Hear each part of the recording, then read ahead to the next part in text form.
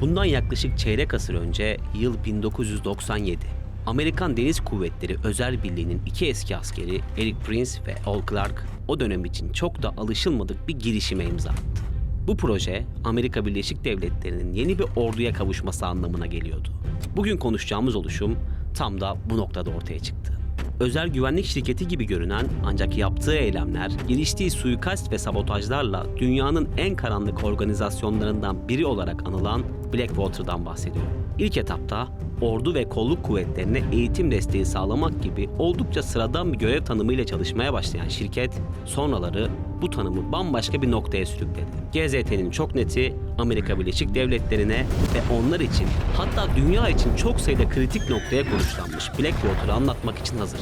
İçeriğimize geçmeden YouTube ailemize katılmanız halinde size her gün en az bir özgün içerik sunacağımızı hatırlatmak isterim. Söz veriyoruz, pişman olmayacaksınız.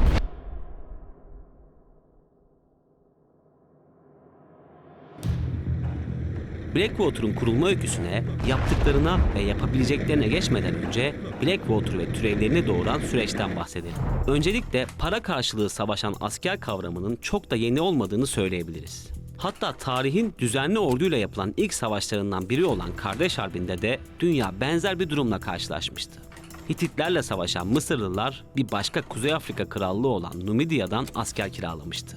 O dönemden şimdiye kadar belli büyüklükler ve periyotlarla oluşan paralı asker toplulukları Soğuk Savaş sonrası gerçek bir iş alanı buldu. Soğuk Savaş'ın bitmesiyle birlikte Amerika Birleşik Devletleri'nin başını çektiği birçok ülke askeri teşkilat yapılanmasındaki personel sayısını azaltma yoluna gitti. Hatta ABD 1960'lardaki asker sayısını yalnızca 30 yılda 1/3 seviyesine kadar düşürdü. Devletlerin asker sayılarındaki azalma sonucu ortaya çıkan eksiklik ve değişen güven anlayışı özel askeri yapılanmaların önünü açmış oldu.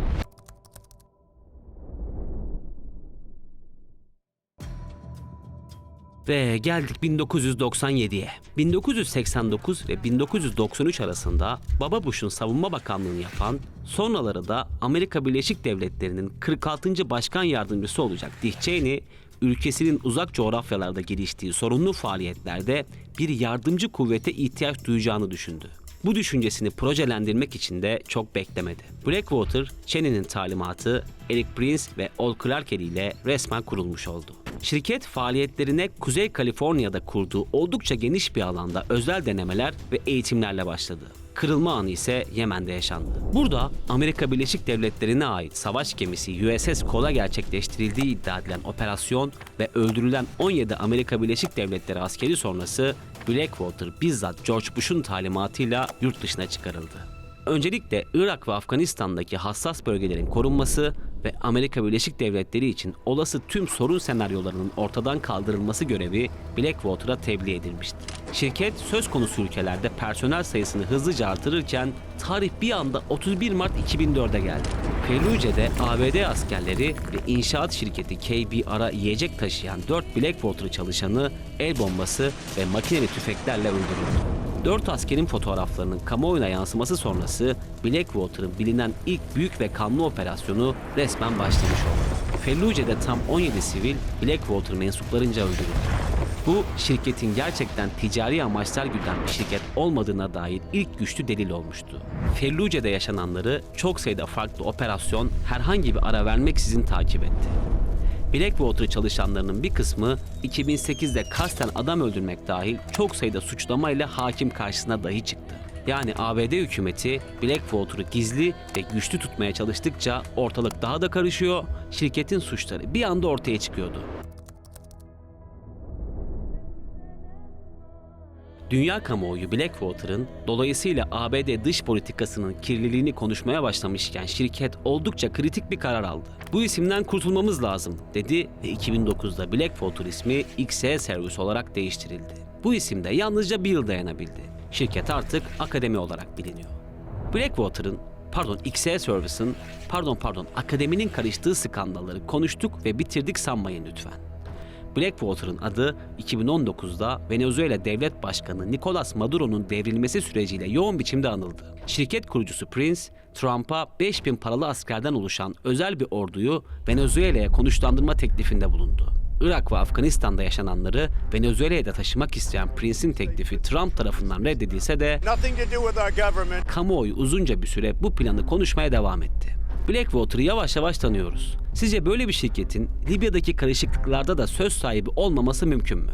Tabii ki hayır. Eric Prince ve ona bağlı çok sayıda özel güvenlik uzmanının Libya'da darbeci Hafter'e defalarca kez istihbarat desteği sağladığı açık kaynaklara birçok defa yansıdı. Hatta Blackwater'ın Hafter'e destek için saldırı helikopteri, istihbarat desteği, keşif uçağı ve denizden destek ile son derece iyi finanse edilmiş operasyonlar planladığı da uzun süre konuşuldu. Blackwater'ın paralı askerlik tanımını yeniden oluşturacak kadar farklı bir hamlesi ise Amerika'nın Wall Street Journal gazetesinin haberiyle ortaya çıktı. Gazete, Eric Prince'in Afganistan'dan tahliye olmak isteyenleri $6.500 karşılığında Kabil Havalimanı'na kadar getirip tahliyelerini sağladığını yazdı. Bu kadarı Beyaz Saray'a bile fazla gelmiş olacak ki sözcü Jan Psaki ücretli tahliyeler için şu açıklamayı yaptı. Vicdanı ve ruhu olan hiçbir insan bir ülkeden kaçmaya çalışan ve canları için endişe duyan insanların ızdırap ve acılarından kar sağlamaya çalışmaz. ABD'nin profesyonel ve fazlasıyla karanlık ordusunun kamuoyuna ve mahkeme tutanaklarına yansıyan tehlikeli operasyonlarını konuştuk. Blackwater'ın tek görev alanı bu operasyonlarda değil.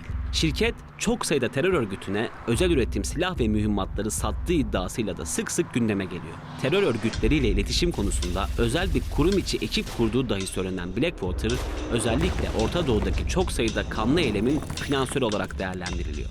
Dünyanın Ukrayna ve Rusya arasındaki savaşı konuştuğu bu günlerde Rusların Blackwater'ı Wagner'in cirit attığı Ukrayna'ya gerçek Blackwater'ın da girmemiş olması neredeyse imkansız. Bu konuda video platformlarına yüklenen çok sayıda video ve görüntü de yayınlanmaya devam ediyor. Yani kısacası dünya üzerindeki tüm karışıklıklarda bir ülke gibi hareket eden ve bunlara gizli operasyonlarla dahil olan bir şirketle karşı karşıyayız.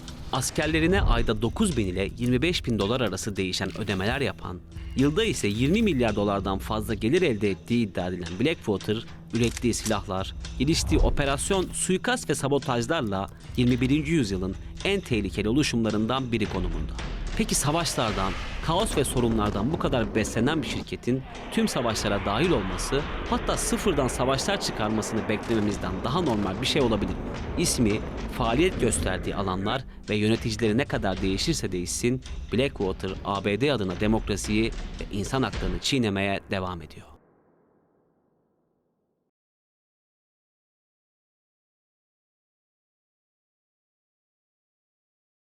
Bundan yaklaşık çeyrek asır önce yıl 1997. Amerikan Deniz Kuvvetleri Özel Birliği'nin iki eski askeri Eric Prince ve Al Clark o dönem için çok da alışılmadık bir girişime imza attı.